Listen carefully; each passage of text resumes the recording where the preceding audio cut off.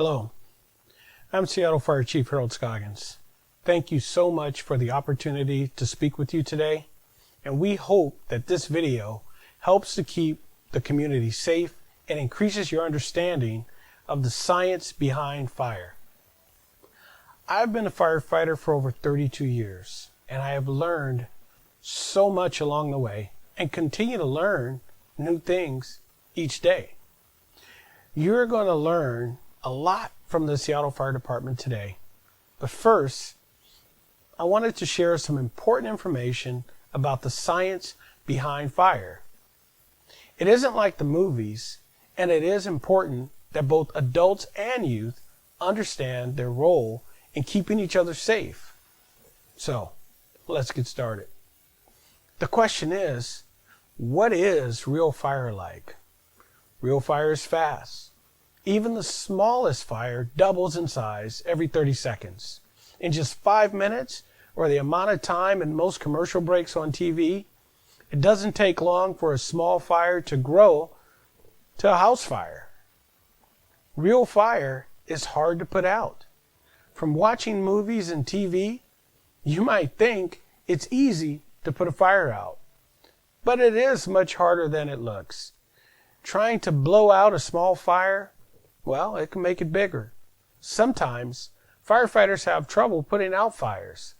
Even with all the special equipment that we have, it's still a bit challenging. Real fire is dark. In a real fire, there is a lot of smoke. The smoke is black or dark brown.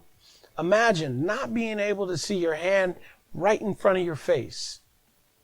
That's how hard it is to see in a real fire. That's why you need an escape plan that you have practiced and a working smoke alarm to warn you and your family about the fire. Real fire is hot. Real fire can reach more than 1,000 degrees in just 5 minutes. That's 5 times as hot as water when it boils in a pot.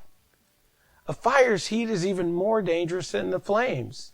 The air gets in so hot it can burn your lungs, and so hot that your clothing and your skin, it can melt. Real fire has poisonous smoking gases that can kill you. Fire uses up the oxygen that you need to breathe. The smoking gases are the most dangerous part of the fire. That's why if there's smoke in the room, you must get down under it where the air is cleaner and cooler. Did you know that most people who die in fires are killed by the smoke and not the flames? Even a small amount of smoke can kill you in just a few minutes. So what is the science of fire? What is fire? Fire is made up of 3 things: fuel, air, and heat. They make up the fire triangle. Like many things in life, however, fire is a bit more complicated. The fire triangle is missing one important thing: the chemical reaction. As fire combusts or begins to burn, there's a chemical reaction between 2 gases. Oxygen reacts to the vapors from the burning fuel. Fire happens when there's enough heat to change a solid object like wood or a liquid like gasoline into a gas. When the fire reaches the right temperature, its molecules, tiny particles that make up a substance, break apart, and atoms, even smaller particles, are released. These atoms combine with oxygen in the air through a process called oxidation. Fire is rapid oxidation. With the production of heat and light, when there is enough heat to change the fuel into a gas, fire occurs. Once all the elements needed for a fire are present, how fast does it burn? Fire grows exponentially, doubling in size every 30 seconds. That can mean as little as 2 minutes to escape a fire. That's why escape plans are so important to make and to practice. The good news is that if you have an escape plan and you practice that plan, you'll be able to escape a fire more quickly. Many of you probably practice fire drills at school, but how about at home? Home fire drills are even more important. Remember, practice makes perfect. Thank all of you for allowing me to spend a few minutes with you learning about the science of fire.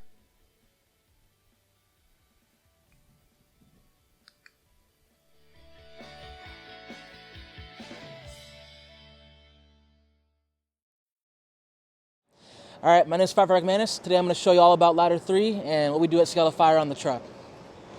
All right, so welcome to Ladder Company 3. Here on Ladder 3, we are all about search and rescue. So when there's a fire, we go in, we break the door open for the engine, and we get in there and start searching for people. So if you come around this way, we have the front of our truck. Up here, we have our driver's seat where all of our things are up top for the lights, put it into drive, everything that makes us go. So my spot is sitting number 3. I work with my officer. I go inside, I search for people, getting down low, checking for people, and trying to also find the fire for the engine. So the truck compared to the engine, we're all in charge of searching and rescuing. So we go into the fire, we find the fire, we have no water, no hose line, just our tools. So we search for the fire, we find the fire, we tell the engine where it is, and then we continue our search for people, hoping to get them outside. So when we search, we have 2 things we do. We either throw a ladder and go through a window to try to find you, or we go through the front door and search low in all the bedrooms and the kitchen, looking for you and getting you out of the building. So this is our aerial ladder. While it can be kind of daunting at first, the first time you climb it, you're going to go pretty slow, but really just watch your feet. There's a lot of holes down there to make sure your foot doesn't fall through. There's also some triangle bracing to make sure that you're going to be okay. At the bottom, it's pretty stable. It doesn't shake that much. When you get to the top, it'll wiggle a little bit, especially if it's windy. During that time, maintain your 3 points of contact. You just go slow, make your way up the ladder. All right, so one of the coolest things about being on the truck and why I love it is when we get to do auto extrication. And what that means is just a car accident, you're stuck inside, we use our big power tools to get you out. These are called the spreaders. They have a ton of force, able to squish and spread apart whatever I need to get you out of the car.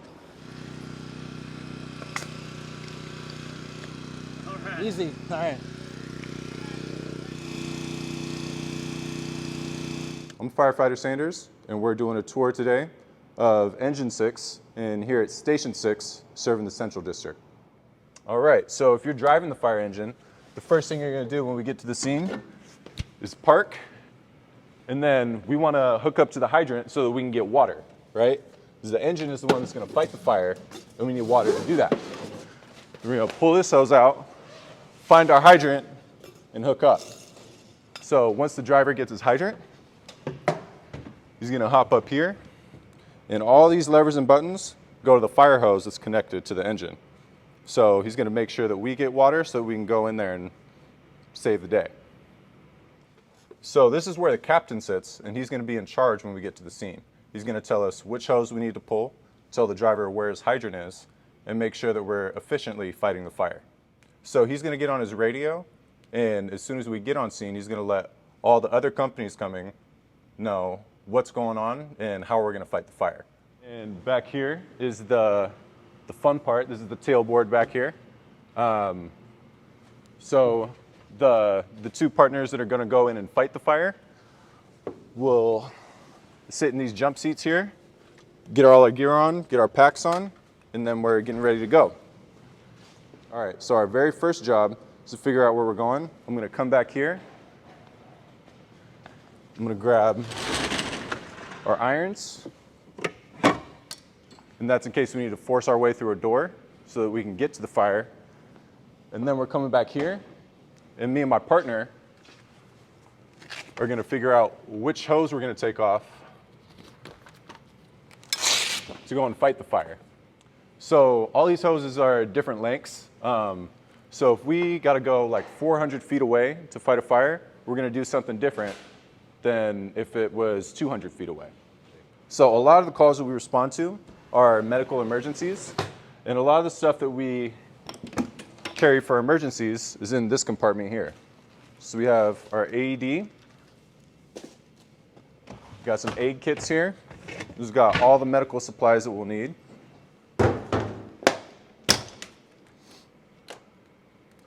And right now we're going to go over donning and doffing our gear. So to start out, when we get a call, when we get a fire response, we have to put on all of our appropriate PPE. So to start off, Firefighter Sanders, he's going to take off his boots. He's going to put on his hood. This hood protects our neck and our face and our hair from getting burned. Put on his hood. Next, he's going to step into his boots.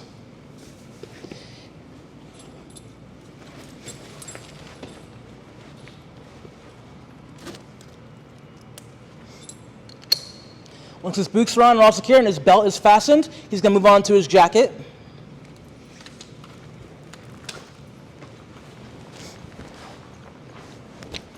Jacket's on, he's going to engage the gauntlets on his hands so his hands are protected in the fire as well, and begin fastening up his coat.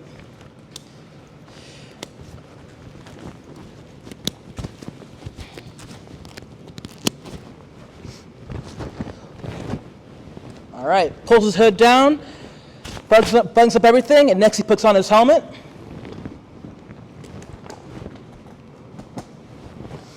Now Firefighter Sanders is ready to go to work. With the bunking gear, it protects from any kind of burns or inside the fire. However, in addition to that, it's also very insulated, so I can take more heat versus if I didn't have it on. So it protects us from getting burned. All right, so next we're going to move to putting on the SCBA. So this is our SCBA. This is how we breathe inside the fire. Smoke is very toxic, so we can't breathe it with just our regular air, so you put on our SCBA mask.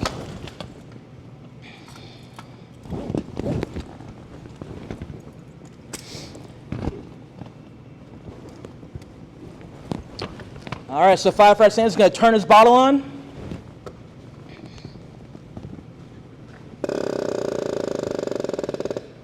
And he's going to begin to put on his face piece to begin masking up. So as he masks up, taking his face piece, that's how we breathe our air and also protects our face within the fire. Make sure it's all fastened on.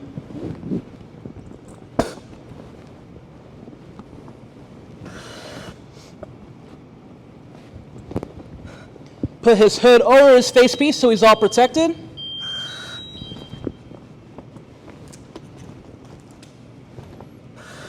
Pulls down the flash on the back of his helmet to protect his neck from getting any kinds of burns.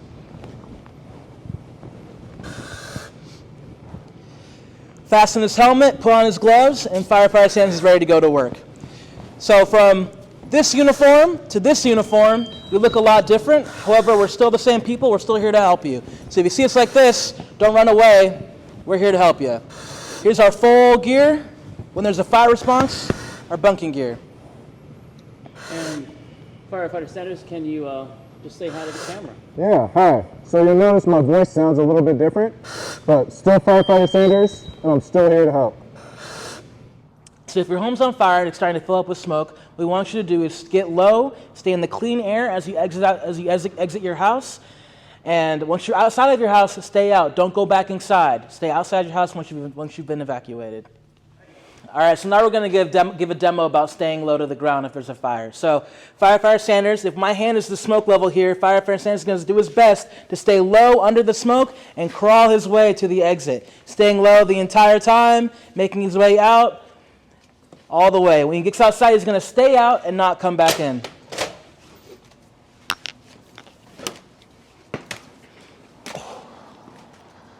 Now that I'm out, I'm going to stay out.